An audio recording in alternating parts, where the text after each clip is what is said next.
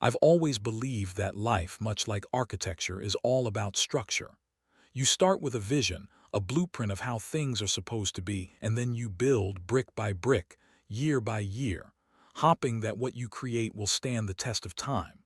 And for the longest while, I thought I had done exactly that. My name is Daniel Carter. I'm 38 years old, an architect living in London, and for the past 15 years, I've been married to the only woman I ever truly loved, Emily. Ours was the kind of story that made people believe in fate. We met in university, fell in love almost instantly, and by the time we were 25, we were standing at the altar, promising each other forever. The early years of our marriage were golden. We were young, ambitious, inseparable. I remember waking up next to her every morning and thinking I was the luckiest man alive. She was everything I'd ever wanted: intelligent, beautiful, driven. She had this way of making even the dullest moments feel significant.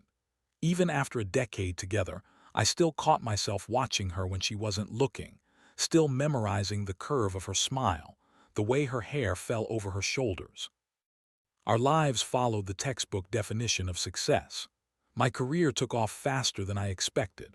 I started my own firm and landed a few high-profile projects.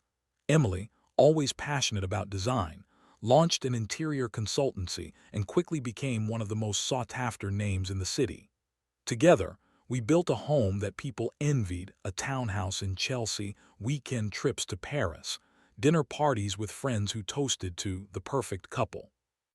And maybe that was the first lie, the belief that perfection is permanent, that once you build it, it stays. Looking back now, the cracks were there. Tiny, almost invisible at first, like hairline fractures in concrete. The missed dinners because of late meetings. The silent breakfasts after trivial arguments. The growing list of things we no longer shared: books, music, dreams. But I brushed it all aside. Every marriage changes, I told myself. We were busy, focused, building something bigger than ourselves. Then came the night that changed everything. It was a Tuesday in November, one of those damp London evenings when the sky hangs low and heavy. Emily was away on a business trip, a last-minute client presentation in Manchester, she'd said. I had no reason to doubt her. We trusted each other implicitly, or so I believed. I spent the evening working late at the office, sketching plans for a museum project that could define my career. It was past midnight when I finally got home. As I walked into the house, something felt off. It's hard to explain. Nothing was out of place, nothing obviously wrong. But there was a stillness in the air, a silence that hummed too loudly. I poured myself a drink and sank into the sofa, scrolling aimlessly through my phone. That's when I noticed Emily's old iPhone tucked between the cushions.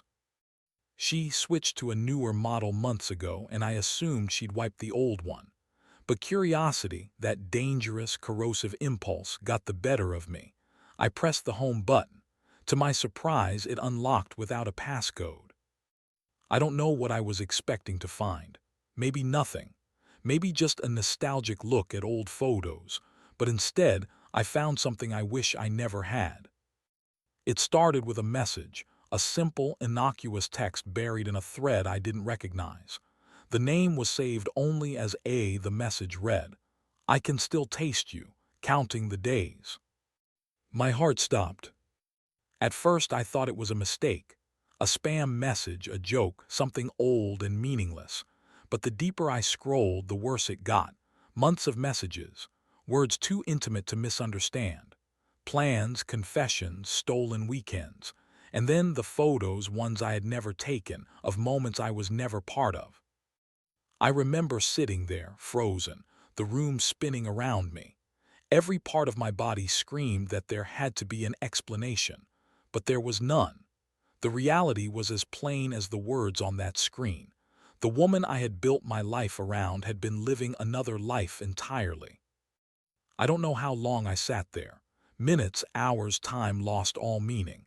All I could do was stare at the words over and over until they blurred into nothing. Counting the days for what? For him. For the next time she'd see him. For the next lie she'd tell me. When the front door finally opened hours later and Emily walked in, smiling, tired from her trip. I looked at her differently for the first time in 15 years. And I knew, deep down, that nothing, not our house, not our memories, not even the love I thought we shared, would ever be the same again. I didn't sleep that night. I don't think I even blinked. I just sat there in the dark, the glow of the old iPhone screen illuminating a version of my life I never knew existed.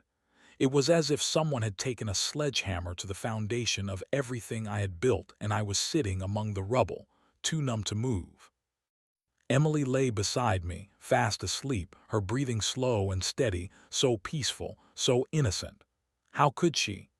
How could someone who'd written those words sleep next to me like nothing had happened? For the first time in our marriage, I watched her and felt like I was looking at a stranger. I tried to match the woman in those messages, laughing, reckless, insatiable, with the Emily I thought I knew. The woman who still kissed me goodbye every morning, who sent me texts about dinner plans, who held my hand during Sunday walks. They couldn't be the same person, and yet they were. The next morning, I did something I never thought I was capable of. I lied. I told her I had an early site meeting and left before sunrise. In truth, I sat in my car around the corner, gripping the steering wheel, trying to steady my breathing. I needed time. Time to think, to process, to plan. Because if there's one thing architecture teaches you, it's that before you tear something down, you need to understand how it was built. I started by reading everything. Every message, every photo, every scrap of digital evidence on that phone. It was like watching a movie of my wife's secret life, and I hated every second of it. A wasn't just some random stranger. He was someone she knew well, someone she trusted. There were references to meetings, to places they'd been together. The messages stretched back nearly 8 months. 8 months. That meant that while I'd been designing museums, celebrating anniversaries, and talking about starting a family, she had been sleeping with another man.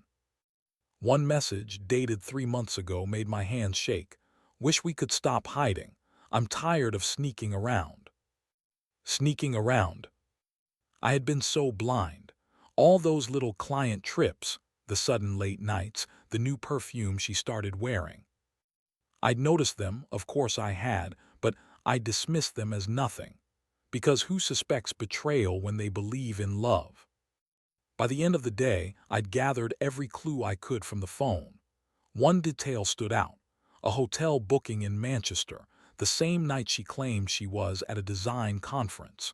The reservation had been made under a name I didn't recognize: Alex Grant. It wasn't a big leap to assume that A stood for Alex. I wanted to confront her. God, how I wanted to slam the evidence on the table and watch her face fall apart. But I didn't. Not yet.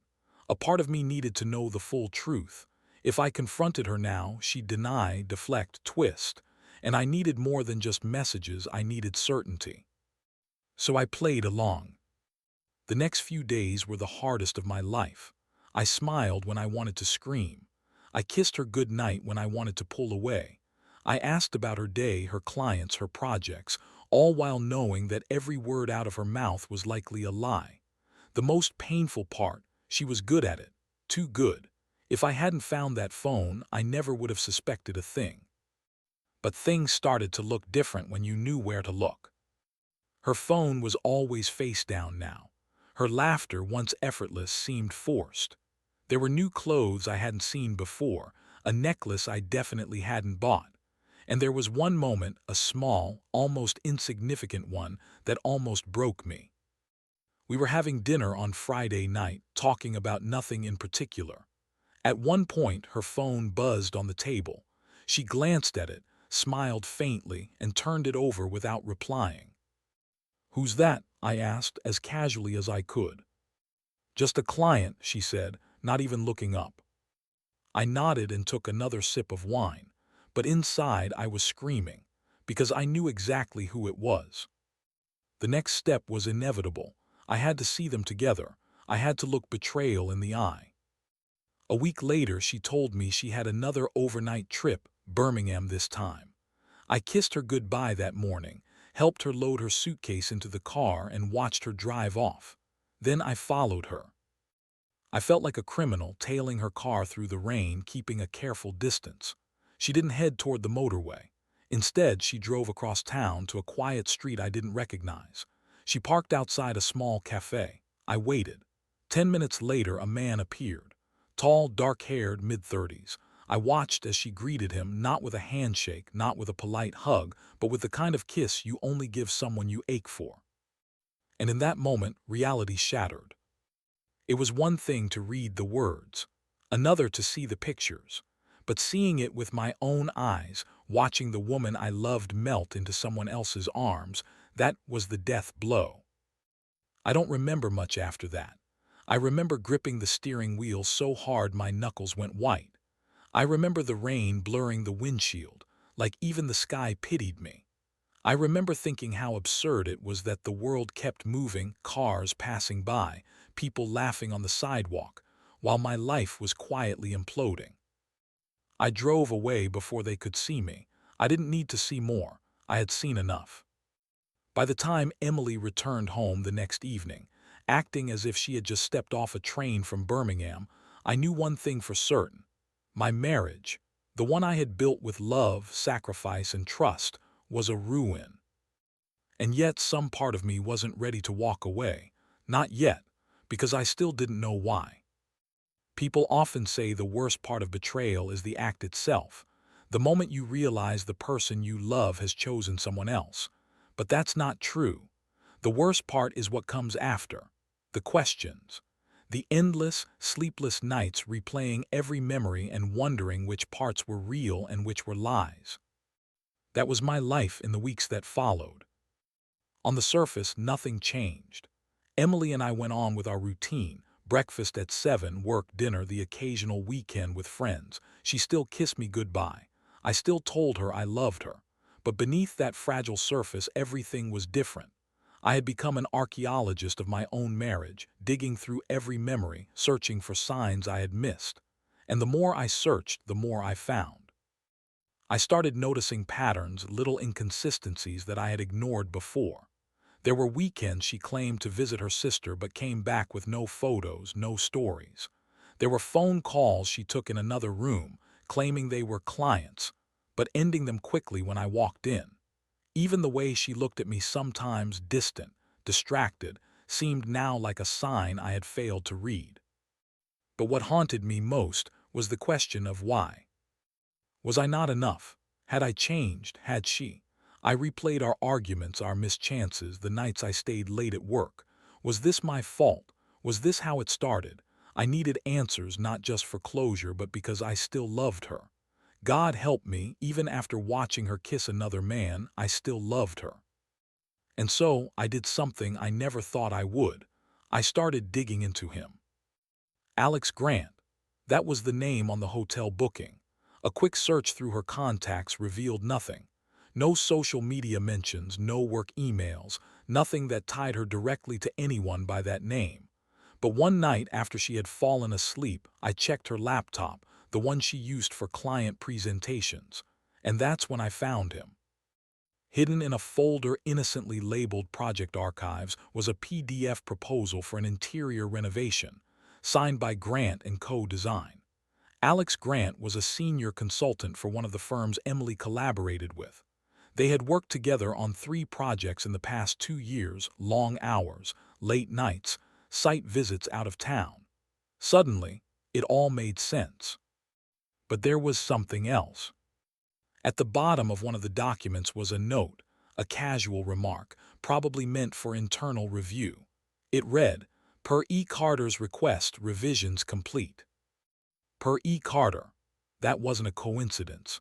It was her request.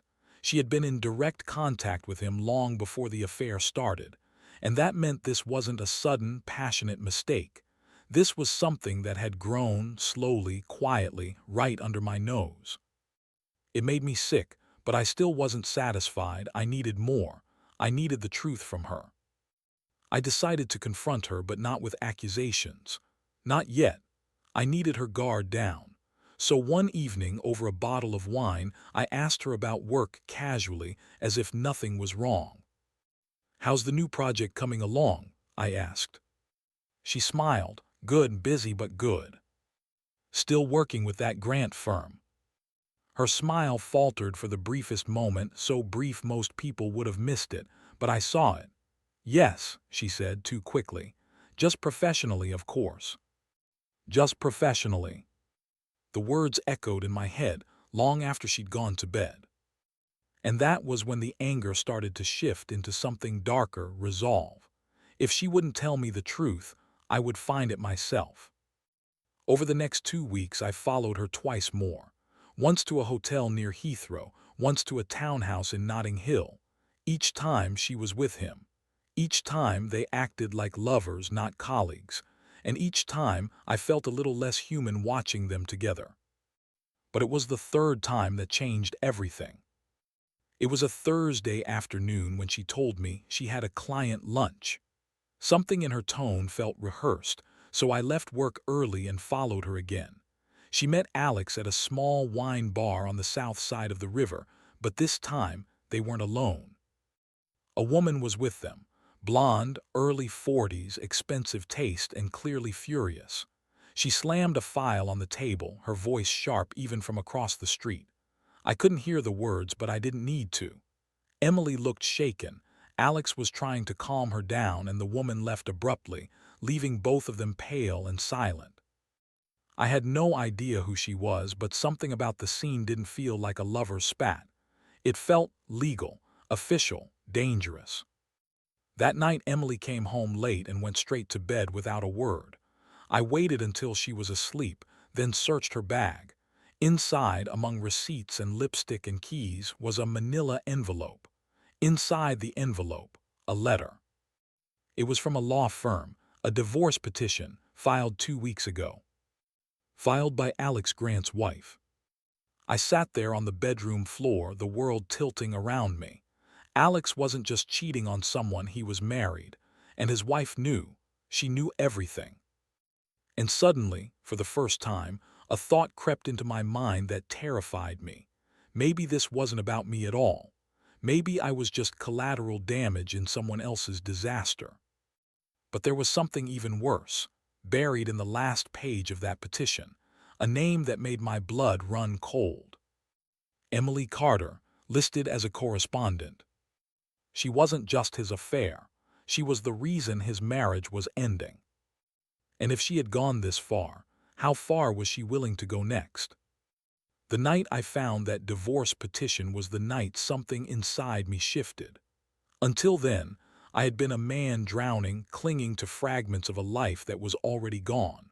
But now, for the first time, I felt something solid under my feet. It wasn't clarity, it wasn't peace, it was rage. Cold, controlled, calculated rage. I had spent weeks watching, listening, gathering evidence like a coward. I told myself I needed answers, but the truth was simpler. I had been too afraid to lose her. Too afraid to admit that the woman I loved no longer existed. But the moment I saw her name printed in black ink as the reason another man's marriage was ending, I understood. Emily had already burned the bridge between us. I was standing in the ashes. From that night on, my purpose changed. This was no longer about saving my marriage. This was about reclaiming my dignity and, if possible, destroying the lies she'd built around us. The first thing I did was contact a solicitor. It was a discreet meeting in a quiet cafe near Holborn, far from our usual places. I laid everything out, the messages, the photos, the surveillance. I told him I wasn't ready to file yet, but I wanted to understand my position. His advice was simple: document everything. If this went to court, and it would, proof would be my strongest weapon. So I documented. I printed every message and email. I downloaded photos and hotel records. I even installed a small camera in my car to record when I followed her, a decision that made me feel sick, but necessary. Each piece of evidence was a brick in a new structure I was building, not a home, but a case. But while I was preparing legally, another part of me was planning something more dangerous, a conversation. I had rehearsed that confrontation 100 times in my head. Sometimes I imagined screaming, throwing every betrayal in her face. Other times, I pictured myself calm and detached, watching her squirm under the weight of her lies. But when the moment finally came, it was nothing like I expected. It was a Sunday morning. Rain tapped gently against the kitchen windows. Emily was at the stove making coffee, humming to herself, the picture of domestic normalcy. I watched her for a long time before speaking. "Do you love him?" I asked. The question dropped into the room like a bomb. Her back stiffened, the spoon froze in her hand. Slowly she turned around, her face pale, her eyes searching mine. "What?" she whispered. "You heard me," I said quietly. "Do you love him?" For a moment there was only silence. Then the slightest tremor crossed her lips. "Who?" she tried weakly. I laughed, a hollow, humorless sound. "Please, Emily, don't insult me any more than you already have." Her eyes filled with tears, but I wasn't sure if they were real. "Daniel, I—" 8 months, I cut her off. 8 months of lies, hotel rooms, secret messages, trips that weren't trips. I know everything. The color drained from her face. "You followed me." "I followed my wife," I said. "Because she vanished, Emily. She disappeared and in her place was someone I don't recognize. So yes, I followed you. I read the messages. I saw the photos. I even watched you kiss him." She sat down at the table, her hands shaking. For a long moment she said nothing. And then, finally, she whispered the truth I had been dreading.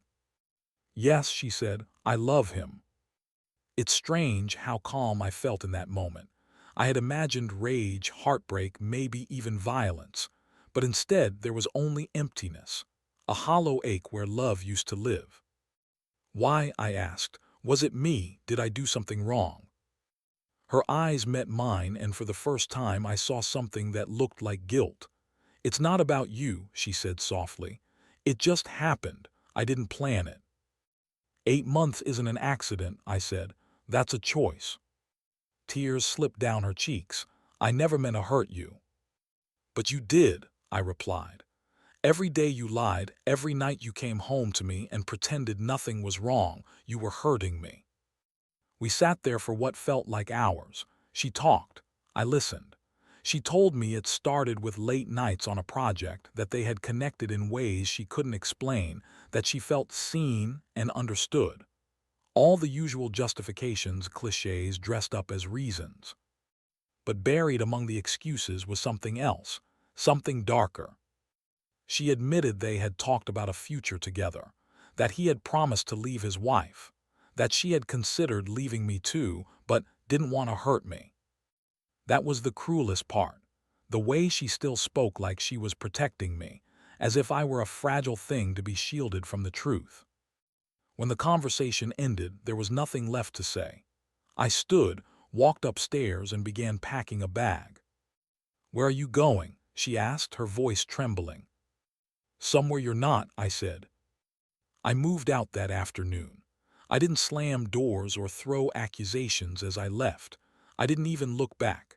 I just walked out of the house I had built, the life I had believed in, and left it all behind. But the story wasn't over. Because 2 days later, I received a message from a number I didn't recognize. "We need to talk, it's about Alex, urgent." The sender, Sarah Grant.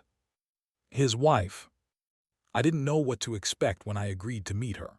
Sarah Grant had insisted on a neutral location, a small, nondescript cafe on the outskirts of Chelsea. I arrived early, the London rain drizzling down my coat, my hands trembling despite my attempt to look composed. I told myself this was about answers, truth, justice, perhaps. When she walked in, I almost didn't recognize her. She wasn't the furious woman I'd glimpsed at the wine bar. She was calm, coldly calm. Expensive coat, perfectly styled hair, eyes that didn't betray an ounce of emotion. She sat across from me and smiled politely, the kind of smile that could either disarm or intimidate. I wasn't sure which. "Thank you for coming," she said. Her voice was quiet, deliberate. I nodded. "I didn't come here for pleasantries. Tell me what this is about." She sipped her coffee slowly, like she was savoring the moment. "You know who I am," she said. "I know about you, About Emily. I stiffened. You know about us. About her affair with my husband, yes, she replied. But you don't know the half of it, not yet. The words hung in the air like a guillotine. She went on explaining things I couldn't have imagined. Alex wasn't just cheating on her. He had a history, a manipulator, a liar, a man who built his life around exploiting people's trust. And Emily, she wasn't entirely innocent either. According to Sarah, Emily had known exactly what she was doing, how deep she was getting involved, and what it could cost. She wanted him, Sarah said flatly. You were just in the way. My stomach turned. My world tilted. I had imagined revenge, despair, heartbreak, but never that I was merely collateral damage in someone else's long-conspired affair. Why are you telling me this? I asked. Because you're the only one who can stop it, she said, her eyes bored into mine. If you don't act, she'll destroy more than your marriage. She's not finished yet. Emily, she's far more dangerous than you think.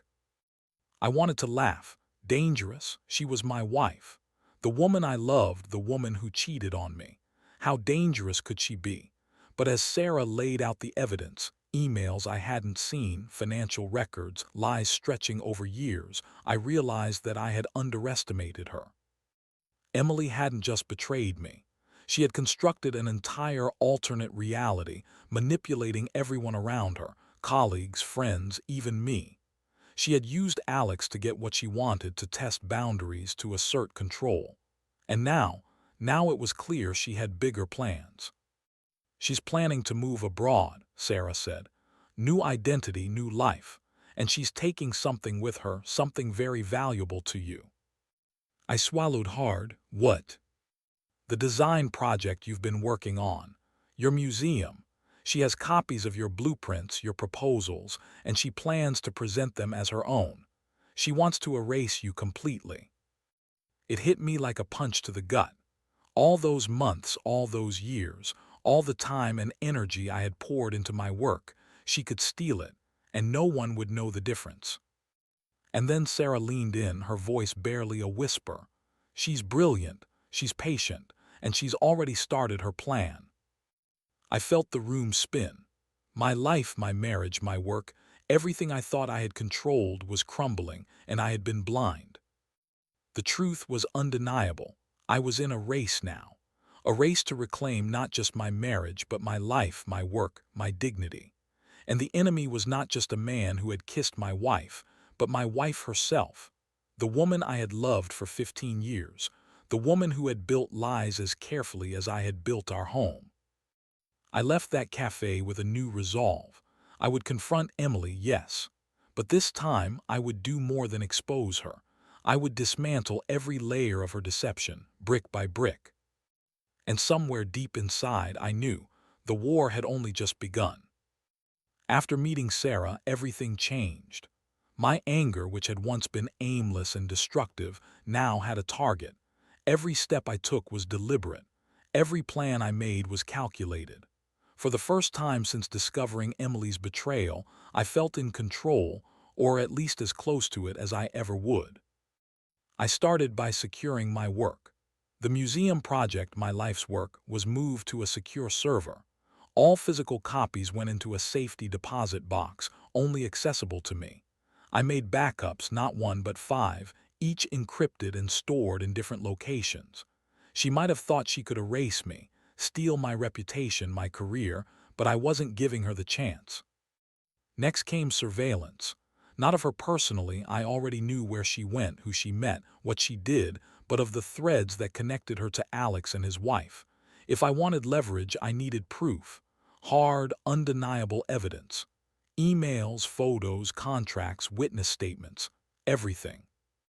I became obsessive. I would wake in the middle of the night to check security cameras, go through social media, track her appointments under the guise of concern for her projects. Every lie she told, every small betrayal I documented meticulously. And then one evening, the first real twist came. I found a letter hidden in one of her old notebooks, a letter she had never sent. It was addressed to me. Not a love letter, not an apology, but a confession. She admitted, in careful, deliberate handwriting, that she had been planning this for months, maybe years. That the affair with Alex was not the beginning, but part of a larger pattern. That she had meticulously mapped out how to manipulate me, my work, our friends, and most chillingly, that she had done it because she could. The letter ended with a single line that made my blood run cold. You built the life, I built the maze, and soon you will understand why it was never yours to begin with. I reread it 3 times before putting it down. The realization was brutal. I had been naive. I hadn't just lost a wife. I had been living inside a carefully constructed web, and she was the architect. The next step was confrontation, but not directly. Not yet. I needed to draw her out to see how far she would go. I started small.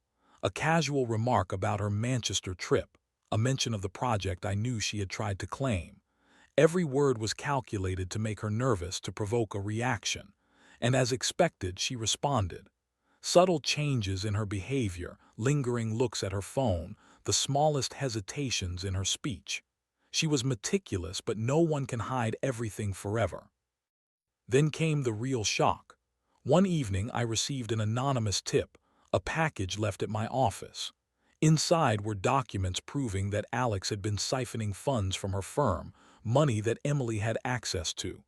Misappropriated client accounts, secret transactions, bank statements, enough to ruin both of them. I realized something terrifying. She wasn't just cheating. She was playing a game that involved fraud, theft, manipulation, and she had almost succeeded without anyone noticing. I called Sarah. Her calm voice on the other end was reassuring, but there was a note of urgency. Be careful, she said. You're dealing with someone who doesn't play fair. Emily will lie, cheat, and manipulate until she gets what she wants, but you have the evidence. Use it wisely. I spent the next week preparing. Confrontation was coming, not a quiet one. This time, I would control the narrative. I would expose her for who she really was, piece by piece. And when that confrontation finally arrived, it wasn't at home, it wasn't in a cafe, and it wasn't planned. It was in the middle of her office, Emily's sanctuary, when I walked in, documents in hand. And for the first time, I saw the real Emily Carter, poised, calm, but just slightly unnerved. Her eyes flickered over the papers, and for a moment I thought I saw fear. Daniel, she said softly, I didn't expect. I expected nothing, I interrupted, except the truth. I laid out everything.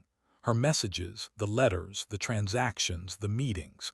Every lie, every manipulation, every betrayal. And with each revelation, I saw the cracks in her composure widen. The woman who had controlled everyone around her was losing control for the first time in years. She smiled, a small, almost predatory smile, and said, You think you've won. I don't think, I said, I know. It was in that moment, looking into her eyes, that I realized the final truth. I wasn't just fighting a cheater. I was facing someone who had built a life on deception, someone who could outthink, outmaneuver, and outlast almost anyone. And yet, she had underestimated me. For the first time, I was not a victim. I was the architect of my own revenge. The final confrontation didn't happen in a courtroom, a cafe, or even my home. It happened in the space between truth and revelation, in the silence that follows exposure. Emily realized, the moment I walked into her office with every piece of evidence laid out, that the game was over. Every lie, every betrayal, every manipulation she had perfected over months, even years, unraveled in front of her. She looked at me, searching for anger, for rage, for the man she thought she could control. But I felt none of that. Only clarity. Only resolve. I know everything, I said, voice steady. The messages, the trips, the stolen designs, Alex, the lies, all of it. Her composure faltered. Just a flicker, a hint that beneath the carefully built mask, the human heart still existed. Daniel, you don't understand. I understand perfectly, I interrupted. You thought you could manipulate me, my life, my work. But you underestimated one thing. I built things from the ground up. I know how to dismantle them too. For the first time, she looked afraid, not of me, but of the truth, because truth, when it hits, is heavier than any betrayal. I handed her a folder, copies of her transactions, the proof of Alex's misuse of funds, emails tying her to it all. You've crossed a line, Emily, not just with me, but with everyone you thought you could deceive. This ends now. She didn't argue, she didn't try to lie. She only stared, eyes wide, as if seeing herself from the outside. And in that instant, I realized something. The woman I loved, the woman I thought I knew, no longer existed. All that remained was the architect of lies. I left her office that day with a strange sense of liberation. I didn't feel victorious, because this wasn't about winning. It was about reclaiming my life. I moved back into my apartment, began securing my career, and slowly untangled the web Emily had spun around me. Alex and Emily. Their world collapsed too. Sarah Grant ensured justice for her own sake, and in the end, all the lies that seemed untouchable were exposed. Emily disappeared from my life quietly, leaving only the echo of the person she had pretended to be. And me, I rebuilt. Not a house, not a marriage, but myself, piece by piece, day by day. I learned that love, trust, and life are not structures you can impose. They are foundations you nurture, and if you neglect them, even the strongest walls will fall. Sometimes at night, I still think about Emily, not with anger, not with pain, but with the detached understanding of someone who has witnessed the full scope of a life built on lies. She taught me a brutal lesson. Perfection is a mirage, trust is fragile, and even the most carefully built life can collapse if the architect forgets to watch the foundations. And yet, walking through the streets of London, past the museums I designed, past the empty spaces that once felt like home, I feel something I haven't in years: freedom. The maze she built for me is gone. And for the first time, I am free to build my own life brick by brick, truth by truth, unafraid of the ruins of the past.